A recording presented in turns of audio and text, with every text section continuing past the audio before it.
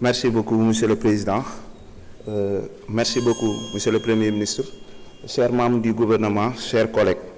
Monsieur le Premier ministre, le rapport d'audit de la Cour des comptes sur la gestion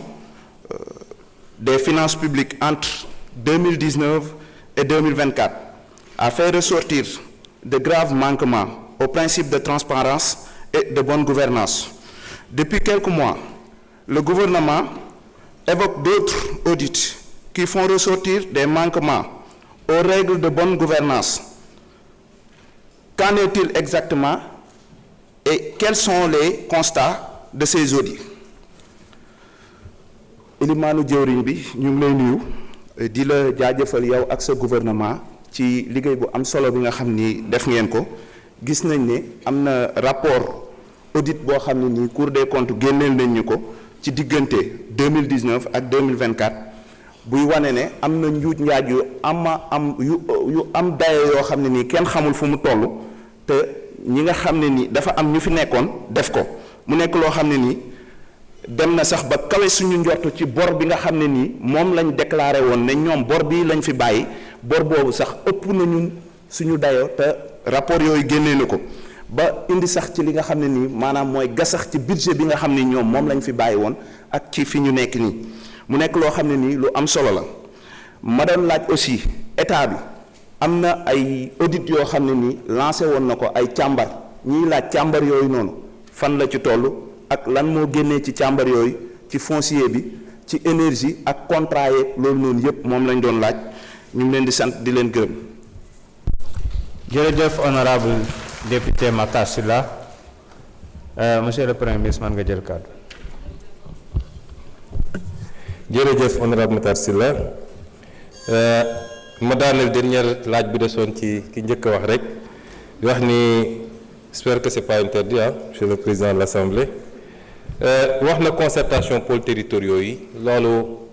liggéey bu tàmbali rek la defe naa le ministre de l'urbanisme et des collectivités territoriales mi ngi ciy def liggéey bu am solo concertation yi démarré wul tey avec le président de la République te du jeex tey dafa fekk rek mu waroon dem ci bor boobu mu profité ci def lu mel noonu waaye li nga xam ne ministre bi mu ngi koy liggéey te ñu présenté ko en conseil des ministres mu koy continuer élaborer bu ñu paree l'ensemble des acteurs sont associés à ce qui est en train d'être fait. mu wax tamit ci li ñu jëm ci promulgation de la loi d'orientation agro-sylvo-pastorale bi nga xam ne ñu ngi ci te lu bëri ci li nga xam ne conflit ak éleveurs yi war na koo mën a régler entre éleveurs yi ak béykat yi ci laaj bi ñu laaj dafa wax ci audit yi auditu Cour des comptes bi benn audit la woon bu am solo mais moom dafa porter seulement sur les finances publiques waaye am na yeneen yu bëri yoo xam ne ñu ngi ciy liggéey bi ñu toogee ba léegi dañoo lancer ay audit yu ci bëri mën naa ne am na yu ñu ci finaliser ma mën cee lim yi nga xam ne Cour des comptes moo ko def muy li nga xam ne dafa jëm ci les dépenses financées sur ressources extérieures au profit du CETUD dans le cadre du projet BRT ak l'audit sur le contrôle de la gestion de l'Agence nationale d'insertion et de développement agricole ANIDA, l'audit sur le contrôle de la gestion de l'ANPEJ, l'audit bi nga xam ne moo porté sur les licences de pêche, sur le programme PUMA, sur le programme PUDC yi nga xam ne nag inspection générale d'État moo ko def IGE boobu tam mën nañ ci citer les grands trains du Sénégal ak le fonds de développement des transports terrestres, le fonds d'entretien routier muy le FERA, les chemins de fer du Sénégal, les dépenses liées à la subvention du Fonds mondial de programme national de lutte contre le paludisme, l'audit du centre hospitalier Roi Baudouin de Guédiawaye, l'audit du programme d'appui au développement agricole et de l'entrepreneuriat rural yi nga xam ne ARCOP moo ko def ci marché public yi am na audit des marchés de l'Office des forages ruraux, l'Office des lacs et cours d'eau, la Société nationale des eaux du Sénégal SONES yooyu yëpp boo ko boole yi nga xam ne les inspections internes ci ministères yi ñoo koy def muy audit yu bëri yooyu boobu mën nañ ci lim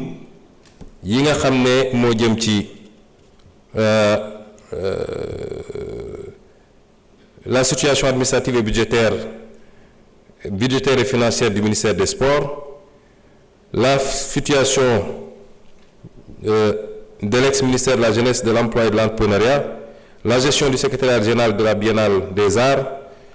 la gestion de l'édition 2023 du FESNAC, l'audit du personnel du ministère de l'Agriculture et de la Souveraineté alimentaire, le complexe agropole de Pal, les travaux de du hangar de l'avion présidentiel Léopold Sédar Senghor et l'audit sur le foncier.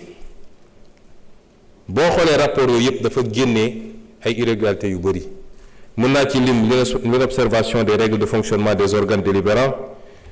la violation des principes budgétaires, le non-respect des règles de la comptabilité publique, la violation des règles relatives à la commande publique, le non-respect des procédures de recrutement des personnels,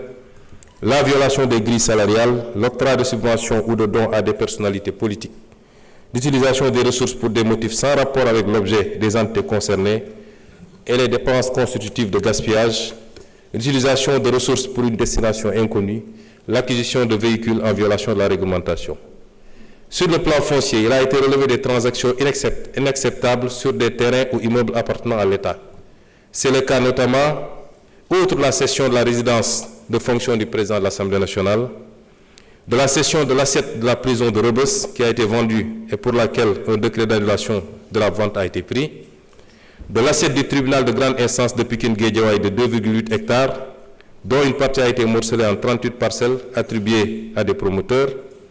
des immeubles cédés gratuitement, l'immeuble 6, Fan Résidence, avenue David Diop, l'ancienne direction de l'élevage, avenue Pasteur, pour 5000 m², l'immeuble 6 à la villa Stel Mermoz, des immeubles donnés illicitement en bail, tels que l'immeuble Fan Ang rue Djilimbey, ainsi de suite. Si je commence à citer, on n'en sortira pas. C'est beaucoup d'immeubles en tout cas. Et pour tous ces immeubles cédés ou donnés en bail, je veux rassurer les Sénégalais que des procédures d'annulation des ventes ou de résiliation des contrats sont en cours. Tout le patrimoine immobilier et foncier bradé sera restitué au peuple sénégalais. Inch'Allah. Les travaux sur le domaine public et maritime également. Par ailleurs, dañ leen jàgg wax ni bu soobee yàlla dinañu renégocier ñu ba dañu ragal terme boobu mais bi ñu toogee institué nañu benn commission boo xam ne sur instruction du président de la République ñu teg ko primature bi nga xam ne moo nekk di def la relecture des contrats et conventions passés sous le régime sortant et portant sur les marchés publics, les concessions minières et pétrogazières, les concessions de services et d'infrastructures, les commissions mines, pétrole et gaz, infrastructures, grands travaux, énergie, 4 commissions qui y travaillent. Et je peux dire que les